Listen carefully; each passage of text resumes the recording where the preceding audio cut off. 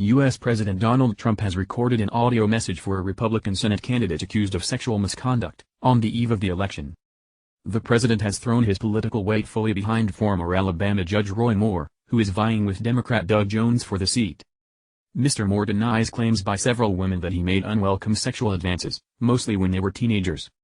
The race remains too close to call a date before Alabamians go to the polls. Tuesday's election could alter the balance of power in the Senate ahead of next year's midterm congressional elections. Skip Twitter post by @RealDonaldTrump. A big contingent of very enthusiastic Roy Moore fans at the rally last night. We can have a Pelosi, Schumer Liberal Democrat, Jones, in that important Alabama Senate seat. Neither vote to make America great again. Jones will always vote against what we must do for our country.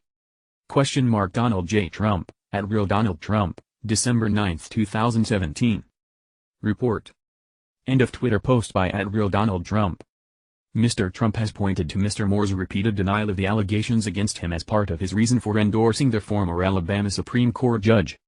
One woman alleges Mr. Moore molested her when she was 14. Another says he tried to rape her. His campaign was rolling out an audio message on Monday with a recording of Mr. Trump's voice phoning voters to warn his agenda will be stopped cold if Mr. Moore loses.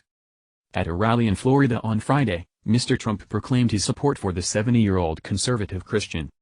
Fitting into unpredictable year. Analysis by Anthony Zerker, BBC News. Democrat Doug Jones is ahead by 10 points. No, Republican Roy Moore has a 9-point lead.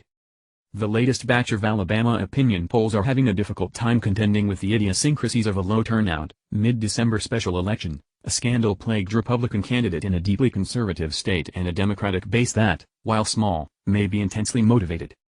With so many variables at play, it will be tough to draw conclusions about the results of this election, but that won't deter anyone.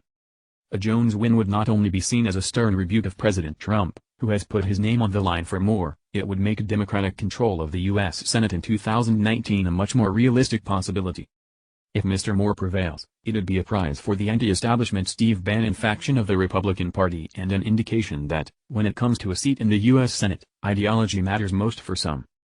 Back when Mr. Trump named Senator Jeff Sessions to be Attorney General last November, no one imagined all eyes would now be on Alabama. It makes for a fitting end to an entirely unpredictable year, however. Many other national Republicans, including Senate Majority Leader Mitch McConnell, have distanced themselves from their party's candidate.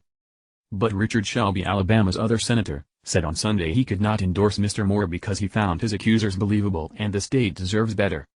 The Moore team is banking on voters in the Deep South staunchly conservative heartland refusing to pick a Democrat. On Monday in Birmingham, Mr. Jones, a 63-year-old prosecutor, accused his Republican opponent of hiding. In Washington, a Democratic lawmaker has sent a letter to the Senate's Sergeant-at-Arms urging that Congress take steps to ensure the safety of teenagers working in the Senate page program from Mr. Moore's predatory conduct.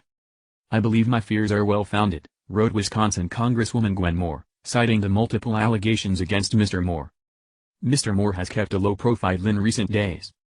But he said in an interview on Sunday with the Voice of Alabama Politics that he never molested anyone and he had been a victim of ritual defamation. He plans a rally on Monday night with former White House strategist Steve Bannon.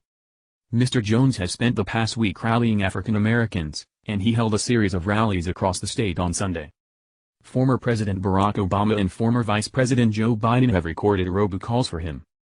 Former Secretary of State Condoleezza Rice, an African American Alabamian, released a statement on Monday urging voters to reject bigotry, sexism, and intolerance, but did not include an endorsement for either major party candidate. It is imperative for Americans to remain focused on our priorities and not give way to sideshows and antics, she said, adding that the state needs an independent voice in Washington. Tuesday's winner will take the seat held previously by Trump administration Attorney General Jeff Sessions.